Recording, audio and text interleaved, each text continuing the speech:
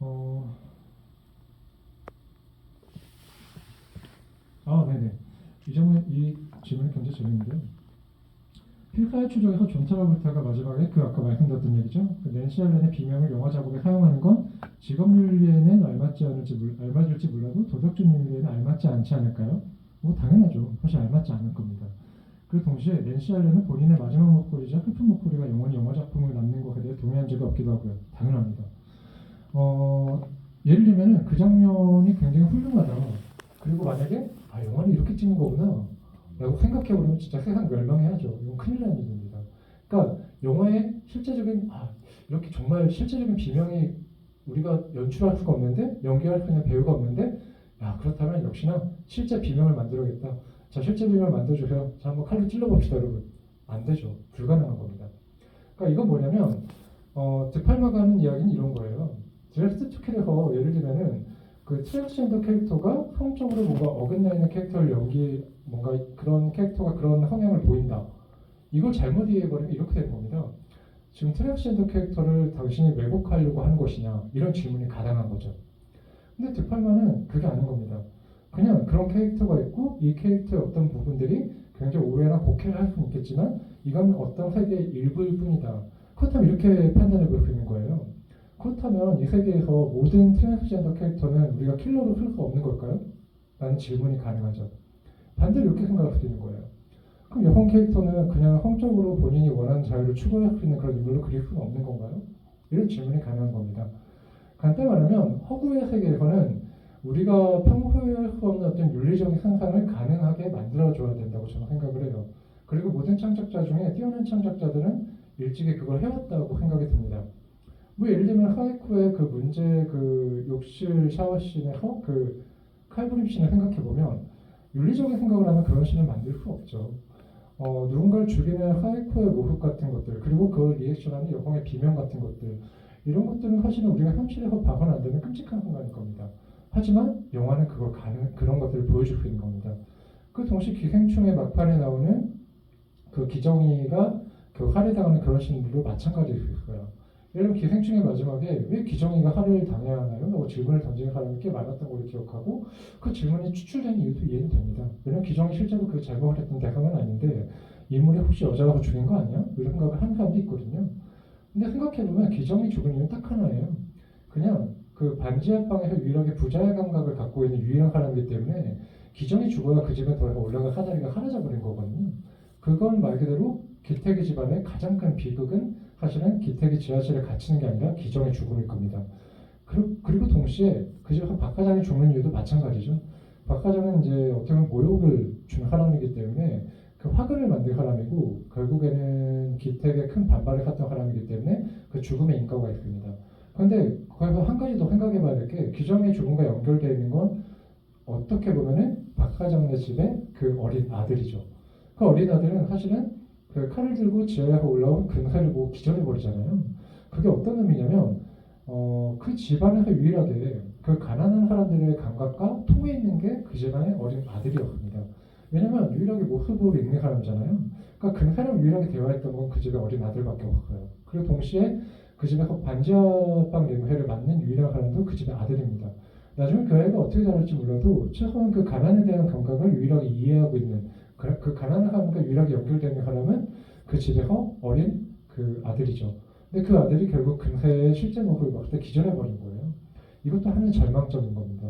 결국에는 부자가 되는 감각을 가진 가난한 집안의 유일한 희망줄의 하나가 세상을 떠나버리고 동시에 그들이 이해할 수 있는 어떤 유일한 그 집의 가장 어린 구성원이 실제적인 풍경을 보고 기절해버리는 걸 우리가 목도하는 게 바로 기생충인 겁니다. 그런 순간들을 이해하려면 그런 윤리적인 덕목 같은 것들과 꼭 맞닿은 영화가 꼭 나올 수는 없는 겁니다. 실제로 세상이 돌아가고 구현되는 세상에서는 뭔가 윤리적으로 꼭 타당한 일만 이루어지는 않거든요. 물론 그렇기 때문에 영화가 현실 이론데 왜 영화가 이렇게 못해? 라는 식의 어떤 이유로 되는 건 그 역시 타당하지 않습니다. 영화가 만약에 비윤리적인 무언가를 그리고 있다면 이런 생각을 해볼 필요가 있다는 생각이 들어요. 뭐냐면 이 비윤리를 그림으로써 사람들이 현실에서 무엇을 이야기할 수 있을 것인가. 결국 드레스드 투킬 같은 영화를 보고 우리가 할 수 있는 얘기는 무엇일까 생각해보면 이런 겁니다. 결국 현실에서 우리가 어떤 대상을 바라볼 때 그 사람이 어떤 성별을 갖고 있다고 해서 그 사람 약자를 묘사하면 안 된다, 혹은 아니면은 악인을 묘사하면 안 된다, 이런 시선과 관점이 굉장히 윤리적인 것 같지만 의외로 이런 시선과 관점을 하시는 그 사람들 역으로 이상한 대항을 하고 있다고 또 판단할 수 있는 거죠. 결국은 사람들은 다 개개인이고 개별적이기 때문에 그 사람이 어떤 사람이다라고 말했을 때 그 사람의 어떤 성별이나 그 사람의 어떤 그 신체적 특징 혹은 약간 다른 어떤 좀 약자로서의 감성 같은 것들을 뭐 어떤 특수한 상으로 밀어넣을 수 없다면 사실은 그 사회가 역설적이 좀 꽉 막혀 있는 사회일 수도 있어요. 그래서 오히려 이런 영화들이 용인되느냐 용인되지 않느냐라는 부분, 그리고 이런 영화들이 서로 간에 어떤 쟁점으로서 편안하게 대화를 할 수 없는 분위기의 사회라면 역설적이지만 그 사회의 어떤 보수성과 진보성을 판단할 수 있는 바로미터의 척도가 될 수 있습니다. 저는 그래서 드팔마 영화가 굉장히 중요하다는 생각을 그려갑니다. 예를 들면 드팔마 외에도 박신욱 감독의 박쥐나 아니면은 복수는 나의 것 같은 작품들도 마찬가지죠. 그 영화에서 보면은 사실 그 사람들이 마냥 죽어야 마땅한 사람들이라서 죽는 게 아니거든요. 특히나 복수는 나의 것에서 보면은 다들 뭔가 난처한 이유가 있어요. 그리고 동시에 어떻게 보면 약간의 꼬여있는 구석도 있고 어떻게 보면 그래서 죽어야 될 이유도 있습니다. 하지만 그렇다고 해서 그런 폭력성에 꼭 노출돼야 되는 것이냐? 그게 아닌 거죠. 그냥 어떤 연쇄고리 안에 서 있는 사람들이 같이 휘말려가는 어떤 사회적인 인과관계의 제한 속으로 말려 들어가는 것 뿐입니다. 근데 영화는 그런 걸 묘사해 주고 있는 거죠. 그리고 다행히도 우리가 그 상황 속에 놓여있지 않은 것 뿐입니다. 그런데 알고 보면 현실이 사실 영화보다 훨씬 더 추악하고 훨씬 더 무시무시할 수 있을 거예요. 그래서 맞아. 제가 말씀드리고 싶은 거는 결국 필사의 추적에서 이제 낸시 알렌의 목소리가 그렇게 들어간 부분은 사실 비윤리적이죠. 현실에선 절대 일어나면 안 돼요. 그리고 어느 감독도 이렇게 영화를 만들 수는 없을 겁니다. 특히나 요즘 같은 시대에서 끔찍하지 않나요? 만약에 내가 영화를 만들었어요. 그리고 알고 봤더니 그 비명 소리가 진짜 들어간 거예요. 누군가 때렸던가 누군가를 뭐 칼로 찔렀던가 그걸 나만 간직하는 모종의 비밀이었는데 그게 어느 날 갑자기 트위터에 알려진 겁니다. 그러고서 저는 이제 조리돌림을 당하고 이게 진실이 아니라는 하나의 어떤 감옥으로 가게 되고 생각해보니까 이게 시나리오로 나오면 재밌을 것 같기도 하네요. 근데 이런 상황이 펼쳐지게 되면 진짜 끔찍하죠. 그 정도의 말도 안 되는 용기를 가진 사람이 감독이 있을까 싶기도 하고 그런 창작자가 있을까 싶기도 하고 동시에 하시는 연기를 넘어서 이건 제정신이 아닐 겁니다. 이렇게 영화를 만든다면. 하지만 영화에선 그럴 수 있다는 거죠. 그리고 이게 어떤 의미인지 알 수 있다는 거예요. 결국 낸시 알렌의 그 목소리가 들어가는 건 실제적인 어떤 현실의 반영이 아닐 겁니다. 무엇이냐면 결국 영화에서 어떤 현실이 반영돼 버렸을 때 그게 불현듯 진짜로 누구의 죽음이 어떤 비명으로 가닿았을 때 우리가 어떤 감정을 갖게 될까. 그래서 여기서 중요한 힌트는 존 트라볼타의 표정이라고 생각을 해요. 예를 들면 이런 거예요. 이 영화에서 존 트라볼타가 그 비명을 듣고 오케이 만약 이랬다고 하면 정말 끔찍했을 겁니다. 이 영화의 평점이 저는 한 일정 정도 낮아질 수 있는 상황이 됐을 거라 생각을 해요. 아니면 이 영화는 굉장히 문제적인 작품이다라고 지적을 받았을 겁니다. 근데 그때 존 트라볼타의 표정이 결국 그 비명의 리액션이잖아요. 결국에는 남겨진 자의 슬픔이기도 하지만 결국에는 이렇게 현실에서 구해내지 못한 어떤 상황이 영화 속에 반영돼서 결국에는 이렇게 돼버린 상황은 그 사람이 죽었기 때문입니다.